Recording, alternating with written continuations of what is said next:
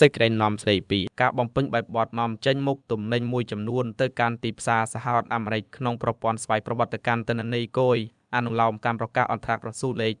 379សុប្រចុះថ្ងៃទី30ខែមេសាឆ្នាំ2025របស់ក្រសួងសេដ្ឋកិច្ចនិងហិរញ្ញវត្ថុនិងក្រសួងពាណិជ្ជកម្មស្តីពីវិធានការសម្រាប់បង្ការនិងទប់ស្កាត់ការក្លែងបន្លំដើមកំណើតទំនិញសម្រាប់ការនាំចេញទំនិញមួយចំនួនទៅកាន់ទីផ្សារសហរដ្ឋអាមេរិករកការនាំចេញទំនិញដោយមានក្នុងឧបសម្ព័ន្ធមួយភេទជប់និងប្រកាសលេខ47ពោណនៅចុះប្រចុះថ្ងៃទី30ខែមេសាឆ្នាំ2025របស់ក្រសួងពាណិជ្ជកម្មស្តីពីនីតិវិធីក្នុងការស្នើសុំនិងការចេញលិខិតអនុញ្ញាតបញ្ជាក់ដើមកំណើតទំនិញសម្រាប់ការនាំចេញទំនិញមួយចំនួនទៅកាន់ទីផ្សារសហរដ្ឋអាមេរិកអគ្គនាយកដ្ឋានគយនិងរដ្ឋាភិបាលកម្ពុជាសូមធ្វើការណែនាំដោយខាងក្រោមមួយប្រតិវេតក៏ត្រូវបំពេញលេខនិងកាលបរិច្ឆេទលិខិតអនុញ្ញាតបញ្ជាក់ដើមកំណើតទំនិញដែលចេញដោយក្រសួងពាណិជ្ជកម្មនៅក្នុងផ្នែកឯកសារយោងដោយប្រើប្រាស់កូដប្រភេទឯកសារOCL ក្រមទាំងត្រូវផ្ទុកលិខិតនេះនៅក្នុងផ្នែកឯកសារហមភេទជប់នៅពេលចប់បញ្ញការប្រតិបត្តិគយ2ក្នុងករណីពុំទាន់អាចទទួលបានលិខិតអនុញ្ញាតបញ្ជាក់ដើមកំណើត